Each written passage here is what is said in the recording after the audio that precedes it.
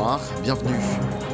Aujourd'hui, 1er novembre, c'est la fête de Toussaint, la commémoration de tous les saints du ciel reconnus par l'Église, mais aussi de tous ceux qui ont témoigné anonymement de l'amour de Dieu et de la fidélité de l'Évangile. La Toussaint est un appel à la sainteté. Les fidèles catholiques ont pris d'assaut ce matin les paroisses pour des prières et l'écoute de l'homélie. Les acteurs de la filière palmier à huile accordent leur violon. Après une réunion avec le ministre d'État Kobena Kossi Adjoumani, un consensus a été trouvé autour de nouveaux prix. 65 francs CFA le kilogramme de régime de graines au bord-champ et 530 000 francs CFA la tonne chez les raffineurs. Et puis c'est une étape majeure qui vient d'être franchie dans la célébration de l'Abissa 2023. La sortie, la première de Sa Majesté à Montanoï, roi d'Enzima Kotoko ce mardi. Un mardi riche en couleurs, meublé de chants et de danse, au son du tam-tam sacré, les dongolais et ses différentes composantes. Nous irons donc à Grand Bassam dans ce journal. Bienvenue à vous tous. Je le disais à l'instant, les fidèles catholiques ont pris d'assaut ce matin les paroisses pour des prières et l'écoute de l'homélie. C'est en lien avec la célébration de la Toussaint ce mercredi 1er novembre. Christ Diomandé a sillonné quelques paroisses dans le district d'Abidjan. Regardons. Les chrétiens catholiques ont célébré ce mercredi 1er novembre 2023 la Toussaint.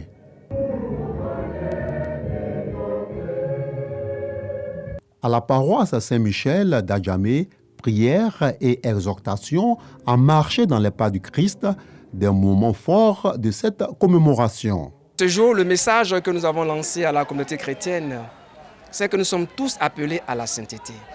Il n'y a pas une classe d'âge, une classe de chrétiens pour laquelle la sainteté est réservée. La vie de ces saints constitue une véritable catéchèse vivante. Elle montre l'actualité et la bonne nouvelle de la présence de l'Esprit Saint. À la paroisse Saint-François-Xavier d'Anono, dans la commune de Cocody, la messe a été dédiée à l'unité nationale, la paix entre les fidèles. Les chrétiens ont le devoir aujourd'hui d'essayer de marcher dans les pas de tous ces saints que nous célébrons aujourd'hui. Certes, ça n'a pas été facile à leur époque et c'est pareil pour nous aujourd'hui. Mais avec la force et la grâce de l'Esprit Saint, nous pouvons y parvenir. À travers cette fête, c'est donc l'occasion pour nous, en nous confiant aux saints, de prier pour la paix dans le monde, prier pour la paix dans notre pays, prier pour la paix dans les cœurs de tous et de chacun, afin que ce grand bonheur puisse habiter cette terre pour une vie beaucoup plus fraternelle entre les hommes, entre les femmes de ce monde. La Toussaint, c'est aussi un moment de souvenir pour les fidèles catholiques. La fête de Toussaint, nous la célébrons parce que nous aspirons à être saints comme ceux que nous célébrons aujourd'hui. La célébration de la Toussaint, en lien de proximité avec les autres fêtes, Pâques et Pentecôte, marque ainsi la joie de ceux qui ont mis le Christ au centre de leur vie. Christ également dans le cœur des fidèles catholiques de Bouaké. Ce 1er novembre, jour de la fête de Toussaint, ils se sont donné rendez-vous pour la plupart à la paroisse Saint-Paul de Gonfreville. Logoriti Sorokorna. Le 1er novembre de chaque année, des millions de fidèles catholiques à travers le monde se rassemblent pour célébrer la Toussaint, journée dédiée à la commémoration des saints et des martyrs chrétiens. Ici, à la paroisse Saint-Paul de Gonfreville, dans la ville de Bouaké, les fidèles commémorent aussi cette journée spéciale. Après la messe, je vais au cimetière municipal. J'ai perdu mon père et ma mère, mais priez pour eux. La fête de Toussaint, vraiment, ça représente une grande chose pour moi. Pour les parents décédés, ceux même à qui n'ont jamais eu à prier pour eux, vraiment, je vais penser à eux dans mes prières. Dans son homélie, le père Atiwa Fulbert, curé de la paroisse, indique que tous doivent aspirer à être parmi les saints. Demain, nous commémorons aux défunts de notre Église qui sont partis. Et même, nous commémorons aux défunts anonymes que nous ne connaissons pas. Et nous les confions à Dieu pour qu'eux aussi, un jour, ils soient sanctifiés et parmi les élus du ciel. La Toussaint est aussi établie pour honorer ceux dont leur vie exemplaire ont inspiré d'autres à suivre le chemin de la foi. Comme le dit notre foi, je crois en la communion des saints, dans le symbole des apôtres. La Toussaint est aussi associée à l'hommage des défunts par le nettoyage de tombes. Bon, on est venu nettoyer un peu la tombe des parents, papa, maman et puis les oncles. C'est pour toujours dire aux parents qu'on les a aimés, on les aime et puis on les aimera toujours. La chaussure, c'est la chaussure de mon cousin Chafara, le béni. Donc je suis venu, je fouille dedans pour voir une chaussure qui me plaît et je porte pour faire l'entretien de sa tombe et puis c'est propre. Quand il porte ça, il chante beaucoup. Sa chanson préférée c'est Julien Clément, mon Dieu, Julien Clément. Allons toucher du doigt la définition de la Toussaint. Walter Amadou Ouattara a promené son micro dans les rues d'Abidjan avant de faire des précisions à travers un vicaire de l'Église catholique. La fête de la Toussaint n'est pas la fête des morts, a-t-il dit. Regardons. Chaque année, le 1er novembre, l'Église catholique honore tous les saints, connus et inconnus. C'est la Toussaint. Rencontrés dans les rues d'Abidjan, les fidèles chrétiens partagent leur conception de cette commémoration. La Toussaint, c'est d'abord la commémoration des saints. Après ça, on pense à nos défunts. Pour moi, la Toussaint, c'est l'occasion que l'Église nous donne de prier pour tous ceux qui nous ont précédés auprès de Dieu. Ça nous rappelle nos parents qui ont bien agi étant sur la terre, aujourd'hui qui sont morts et que Dieu les a accueillis les bras ouverts vers lui. Comme son nom l'indique, la Toussaint est la fête de tous les saints. À l'occasion de cette commémoration, des sachants bien outillés, comme le vicaire de la paroisse Saint-François-Xavier du quartier d'Anono, dans la commune de Cocody, nous édifient davantage. L'Église choisit ce jour du 1er novembre pour se rappeler de la multitude de toutes ces personnes qui ont vécu dans la foi en Dieu, qui ont vécu fidèles à la parole de Dieu malgré les obstacles, mais qui ont tenu à affirmer que le Christ est ressuscité de par leur comportement. Et ce culte a commencé sur les catacombes à Rome. Il n'y a pas dans l'Église catholique à proprement parler de fête des morts. Nous parlons de commémoration des fidèles défunts. Le père Gédric Christian fait des recommandations. Le pape Jean-Paul II de Vénérée Mémoire n'hésitait pas à dire que tout cheminement pastoral doit tendre vers la sainteté. Le but à tous, c'est la sainteté. Et comment y parvenir? Je pense que les saints peuvent nous aider avec leur qualité et leur vertu. Avec la Vierge Marie en premier, d'abord vivre des qualités, des vertus qui nous enseignent pour que nous puissions être plus conformes à l'image de ce Dieu très bon qui a accepté de nous sauver. On retient également que la sainteté n'est pas une voie réservée à une élite. Elle concerne tous ceux et celles qui choisissent de mettre leur pas dans ceux du Christ. Le pape Jean-Paul II nous l'a fait comprendre en béatifiant et canonisant un grand nombre de personnes, parmi lesquelles le père Maximilien Kolb, Edith Stein, Padre Pio ou mère Teresa.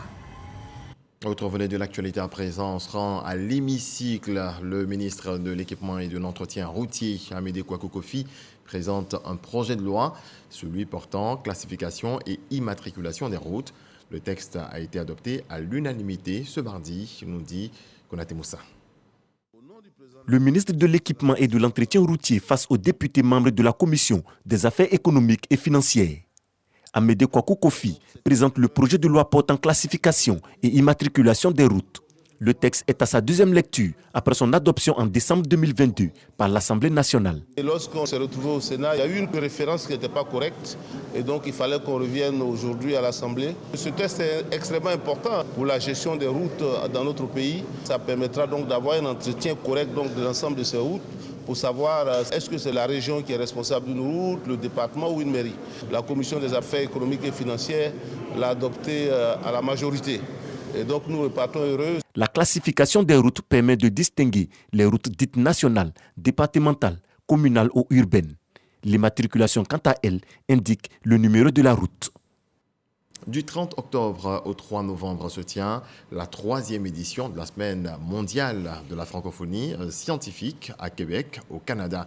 Adama Diawara, le ministre de l'Enseignement supérieur et de la Recherche scientifique de Côte d'Ivoire, représente notre pays. Cette année, les réflexions vont tourner autour de la problématique « Quelle articulation entre francophonie scientifique et francophonie économique au profit du développement ?» Sephora Zigui a les détails.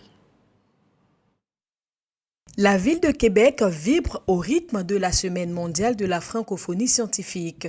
Des ministres de l'enseignement supérieur, des experts scientifiques, économiques ou institutionnels, des étudiants francophones de haut niveau. Un face-à-face très attendu à Québec, organisé par l'Agence universitaire de la francophonie, AUF. Alors c'est un concept que l'AUF a mis à jour il y a 3 années. Suite à une très grande consultation mondiale que nous avons effectuée auprès de près de 15 000 personnes, des étudiants, des enseignants-chercheurs, des professeurs d'université, des dirigeants universitaires, des ministres de l'enseignement supérieur de l'éducation, des agences d'accréditation, des sociétés savantes. Vraiment, c'était une enquête mondiale. Et tous ont plébiscité le développement des sciences en français et le développement de nos pays par le savoir et la connaissance. Et il fallait un concept qui porte ces idées-là. Et on l'a appelé la francophonie scientifique. Venus de plus de 40 pays francophones, les experts et dirigeants du monde scientifique plaident pour un travail de concert afin d'offrir une éducation et une formation de qualité aux générations futures. Il faut qu'on réforme, il faut qu'on adapte l'éducation de chaque pays pour motiver les jeunes à se lancer dans les études. Plus de 750 millions de locuteurs francophones dans le monde. Il faut donc promouvoir davantage la langue à travers le développement scientifique et économique des pays membres. On a vraiment un beau levier et c'est ce qui nous permet de voir aussi la jeunesse hier. On a vu très dynamique, il y a une énergie incroyable. On doit être capable de miser sur cette jeunesse parce que c'est à travers nos actions à nous, je pense qu'on a une responsabilité commune et c'est à travers nos actions à nous qu'on va pouvoir justement nourrir un peu les générations futures. La Côte d'Ivoire répond présent à ses 3e assises avec la participation de son ministre de l'Enseignement supérieur et de la Recherche scientifique. Il faut dire que quand on regarde aujourd'hui les enjeux nationaux, voire mondiaux, tels que les pandémies, le dérèglement climatique, le chômage, si vous voulez l'employabilité des jeunes, etc. Tous ces problèmes-là, tous ces défis nationaux et mondiaux sont d'une complexité telle que les décideurs politiques sont obligés de faire appel à l'avis, j'aurais dit, éclairé des scientifiques. Alors, et qui plus est, si nous prenons le cas des pays du Sud tels que les nôtres, qui pour leur émergence doivent s'appuyer énormément sur tout ce qui est science, technologie et innovation. Tout cela fait que nous sommes obligés d'avoir recours donc à la diplomatie scientifique.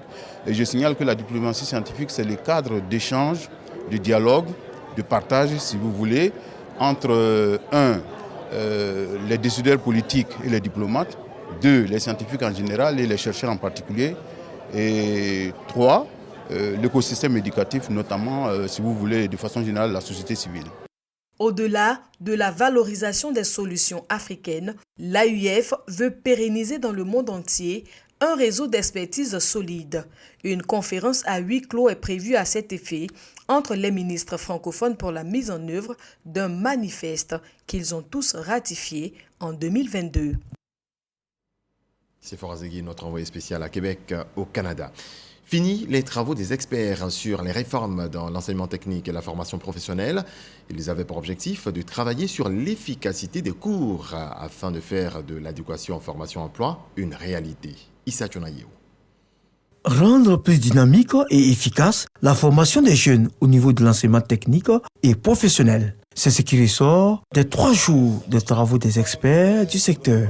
Il s'agit de rendre plus concret l'adéquation formation-emploi. Nous formons des gens au métier. Il faut qu'au sortir de nos formations, que ces gens-là soient, ces apprenants soient opérationnels. Cette réforme vise à donner une part belle à ce qui est formation pratique. Les examens constituent un dispositif important de tous les systèmes scolaires modernes. Ils sont un révélateur non seulement des réalités pédagogiques, mais aussi économiques et sociales. Ils ont pour but essentiel donc de contrôler à la fois la valeur d'un candidat, mais aussi la valeur de la formation à laquelle il a été soumis. Monsieur le ministre, encourage fortement l'inspection générale et la direction des examens et concours à poursuivre et à achever les travaux nécessaires à la mise en œuvre effective de ces différentes résolutions dès la session prochaine. La représentante du ministre de l'Enseignement technique, la formation professionnelle et de l'apprentissage assure sur la prise en compte des conclusions des travaux pour une meilleure insertion des jeunes dans le monde de l'emploi. Cette remise de kits scolaires aux IEP de Ouangolodougou et de Diawala, des sacs cartables, cahiers et stylos remis par le député de Ouangolodougou Kawara au nom du ministre d'État Téné Birahima Ouattara. Jean-Yves Zadi, Charles Tatou. Remise de kits scolaires aux IEP de Ouangolodougou et celle de Diawara dans la région du Tiologo au nord du pays. Ce matériel éducatif, composé de sacs à table, de cahiers et de silos, remis par Traoré Drissa, député de la localité, au nom du président du conseil régional du Tiologo. Par ailleurs, ministre d'État, ministre de la Défense, Téné Birahima Ouattara. Un don bien apprécié par les bénéficiaires. Je remercie Papa Téné et ainsi l'honorable Traoré Drissa de nous avoir partagé ces kits. Ces kits vont nous permettre de bien travailler et avoir de bons résultats. Le représentant du directeur régional de l'éducation nationale exprime sa gratitude aux donateurs. Au nom du DREN, je voudrais lui dire merci. Dire merci à son envoyé, l'honorable, qui ont accepté ce matin de nous donner ces kits-là pour que les enfants puissent aller à l'école. Pour l'envoyé du ministre d'État, ministre de la Défense, cette action s'inscrit dans la politique de gratuité de l'école initiée par le chef de l'État Alassane Ouattara. Cet important don de matériel didactique permettra sans nul doute à nos enfants d'apprendre plus aisément les cours dispensés par leurs enseignants. Au nom donc du ministre d'État Téné Birahima Ouattara, j'exhorte l'ensemble des acteurs de l'éducation, des parents d'élèves, ainsi que des élèves à en faire bon usage. Cette cérémonie de remise de kits scolaires s'est déroulée en présence des autorités administratives et coutumières du département. Ce mercredi est un jour de visite du pont Alassane Ouattara de Cocody. Ils sont nombreux, ceux qui se sont rendus sur les lieux pour contempler l'ouvrage. En ce jour férié, les autorités ont décidé de sa fermeture pour l'occasion. Kadi Koné, Khalil Diomandé. Coucou les amis de Ouagadougou, nous sommes sur le pont Alassane Ouattara. Le pont est juste derrière nous, vous le voyez, il est vraiment très beau, très magnifique. Emma et Micheline sont venus spécialement du Burkina Faso pour découvrir le 5e pont d'Abidjan. La preuve que l'édifice s'est imposé comme le symbole de la capitale économique ivoirienne en seulement 2 mois d'existence. On voyait ça sur les réseaux sociaux, donc du coup, nous aussi on est venus pour voir, pour faire des photos, voilà. On va aller au moins en parler à notre retour. Ces citoyennes burkinabées font partie de la centaine de personnes présentes ce 1er novembre, jour férié, pour contempler l'ouvrage. Photos ou vidéos, chacun essaie à sa façon d'immortaliser le moment. Comme c'est un chef-d'œuvre, à chaque fois je vois la télévision, j'ai voulu voir, il est impeccable. C'est une opportunité pour nous aussi en tant que photographes de visiter le pont et aussi proposer nos services, de faire la promotion aussi de la photographie. From China. This is the first time come to Côte d'Ivoire. Je suis venu de la Chine pour une visite de travail en Côte d'Ivoire. J'ai profité de l'occasion pour visiter le pont. Je le trouve beau. Vraiment beau. Les férus de skateboard sont aussi de la partie. Ils profitent de l'absence des véhicules pour partager leur passion aux visiteurs. Franchement, le sol est clean. Hein. Le sol du pont est très clean, donc ça glisse bien. Donc on se sent bien quand on skate ici. Et en plus ça fait plaisir parce qu'il y a plein d'enfants, donc on peut leur apprendre, on peut faire des vidéos. À ceux qui se plaignent de la récurrence des visites sur le pont Alassane Ouattara, la réponse des amoureux de l'édifice est claire. Venir visiter le pont de façon régulière, en tout cas c'est une manière pour nous de dire au président qu'il a fait un très beau travail. C'est pas parce qu'on n'a rien à faire qu'on vient visiter le pont, mais on est tous ivoiriens. Et ce pont nous appartient tous. On paye les billets d'avion pour se rendre à Paris. Quand tu arrives à Paris, que tu n'as pas vu la Tour Eiffel, c'est comme si tu n'y étais pas. Donc ce pont doit être pour nous comme la Tour Eiffel. L'affluence sur le 5e pont d'Abidjan pourrait évoluer une fois la nuit tombée. Certains visiteurs sont impatients d'apprécier sa facette lumineuse aux couleurs du drapeau national. Et puisque nous sommes sur le pont, rendons-nous au plateau. Bientôt la fin des travaux de la grande mosquée du plateau. L'ambassadeur du Royaume de l'Arabie Saoudite a remis un chèque de près de 3 millions de dollars US, plus de 1,8 milliard de francs CFA, au ministre des Affaires étrangères Léon Kakou Adom, qu'il a ensuite mis à la disposition de l'imam de la mosquée du plateau, Sissé Tchikipa. Abdoulaye Koné. Que Dieu mette la baraka dans les relations entre la Côte d'Ivoire et l'Arabie Saoudite. Des mots de remerciement qui traduisent toute la gratitude de la communauté musulmane de Côte d'Ivoire au Royaume de l'Arabie Saoudite à travers le leadership du président de la République, Alassane Ouattara. C'est particulièrement bien encadré par le président du COSIM et le conseiller spécial du chef de l'État chargé des cultes que le recteur de la mosquée Salam a reçu le chèque qui permettra d'achever les travaux de l'édifice religieux. C'est un jour de bonheur pour moi, mais au-delà de moi, toute la communauté musulmane de Côte d'Ivoire, de la sous-région, parce que vous voyez bien la mosquée Salam du plateau, la mosquée de la paix. Nous y prions avec les gens, les fidèles de toute l'Afrique et je dirais de tout le monde. Et nous pensons également que cela est issu de la sagesse des relations tissées avec la Côte d'Ivoire à travers son Excellence Alassane Ouattara. Et nous prions Dieu que ces relations se perpétuent.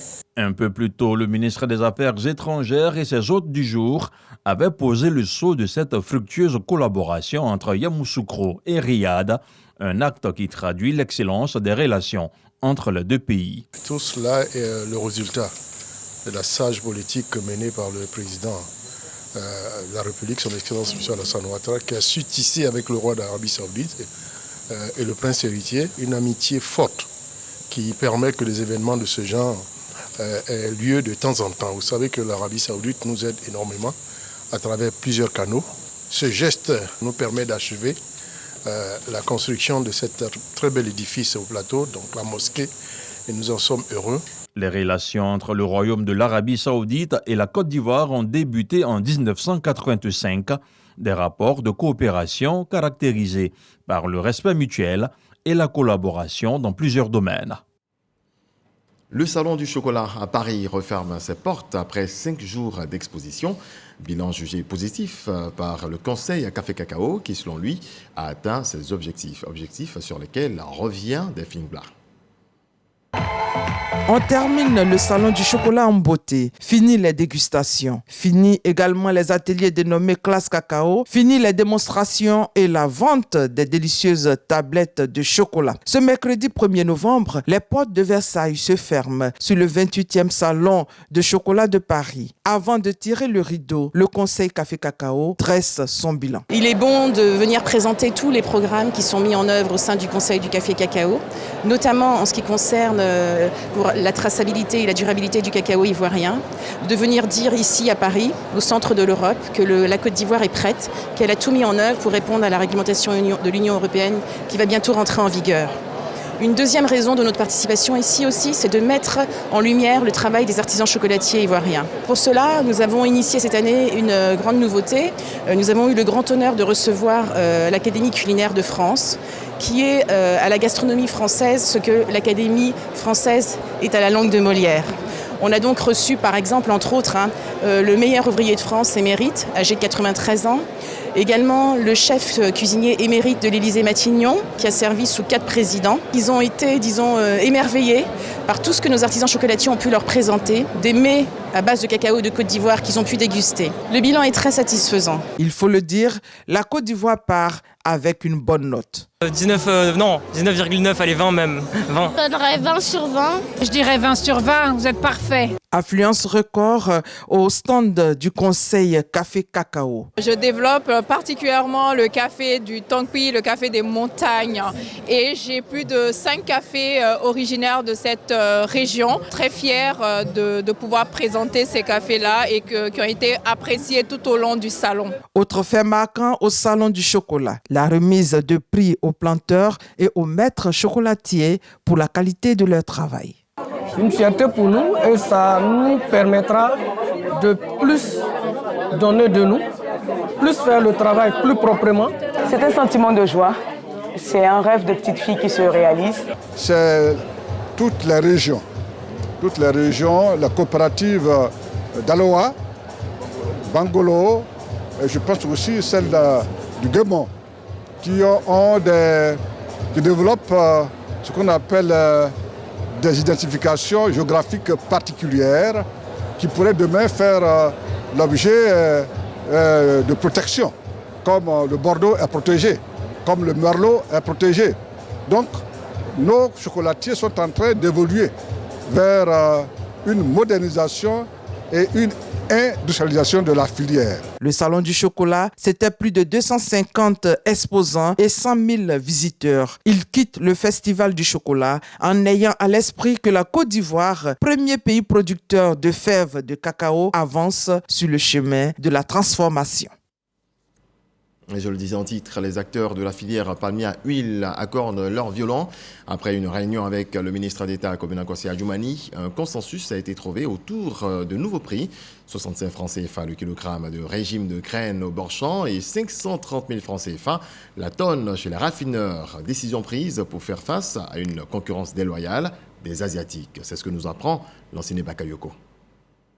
C'est un ouf de soulagement pour les acteurs du palmier à huile confrontés à une grave crise au niveau de la commercialisation. Grâce à la médiation du ministre d'État Kobena Kwasi Adjumani, les 3 collèges composant la filière palmier à huile, à savoir les producteurs, les premiers transformateurs et les raffineurs, sont parvenus à un consensus sur les prix praticables. Sur les 3 mois à venir, nous avons pris donc la décision qui est d'acheter le kilogramme de régime de palme bord-champ à 65 francs. Au niveau de la tonne d'huile, désormais, le prix qui est affecté est de l'ordre de 530 000 francs. Pour répondre aux inquiétudes des raffineurs liées aux importations illégales de l'huile de palme, Kobena Kwasi Adjumani promet qu'un arrêté interministériel sera signé interdisant l'entrée frauduleuse de l'huile sur le marché ivoirien. Nous voudrons lui dire merci pour son implication personnelle dans la résolution de la crise qui couvait, ce qui va nous permettre d'entrevoir la pointe avec beaucoup d'espoir et d'espérance. Toutes les autres huiles déjà entrées illégalement sur le marché seront saisies. Des négociations seront entreprises avec les pays qui ont décidé de tourner le dos au marché de l'huile ivoirien afin de nouer de nouveaux partenariats. Au niveau du palmier à huile, la production ivoirienne s'élève à 600 000 tonnes. Quant à la capacité de raffinage, elle est de 1,2 million de tonnes. En bref, une image à soutenir les progrès et célébrer une décennie de changement. C'est tout le sens de la mobilisation à Abidjan, des directions de plusieurs universités et centres de recherche. 4 jours durant, les experts du projet de centre d'excellence de l'enseignement supérieur africain pour l'impact sur le développement vont mener des discussions et faire des recommandations à l'endroit des gouvernements pour une durabilité bénéfique aux communautés du continent. La fourniture d'une plateforme d'apprentissage par les pairs et le financement sont au cœur des préoccupations. Le ministère de l'Enseignement supérieur et de la Recherche scientifique accompagne le comité de pilotage du dit projet. C'est une étape majeure qui vient d'être franchie dans la célébration de l'Abissa 2023. La sortie, la première de Sa Majesté à Montanoé, roi d'Nzima Kotoko ce mardi. Un mardi riche en couleurs, meublé de chants et de danses au son du tam-tam sacré. Cette année, les rois Nzima du Ghana ont effectué le déplacement. Nous apprend Davis Oyo. Le sacré de l'Abissa, ou première sortie du roi, est le moment le plus attendu de l'Abissa. L'entrée de Sa Majesté Aoula Montanoé, roi d'Nzima Kotoko de Côte d'Ivoire, dans l'Abissa, plonge le peuple Nzima dans une ambiance surchauffée.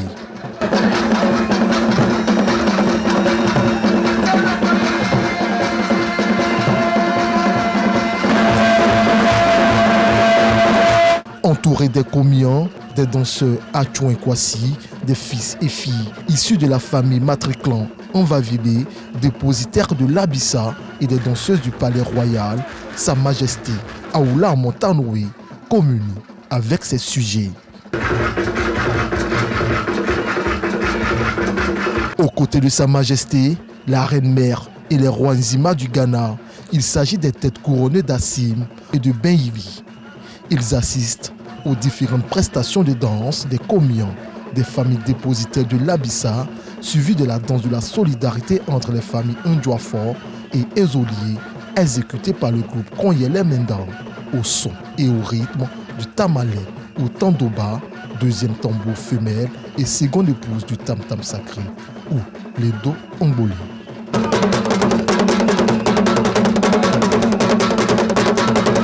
Haute attraction de cette journée sacrée, la critique sociale formulée à travers la poésie chantée.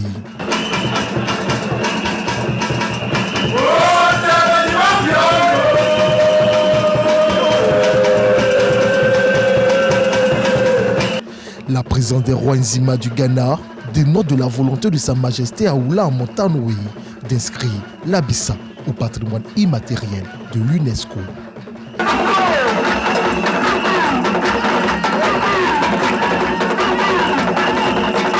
Et cette belle fête se déroule du côté de Grand Massam.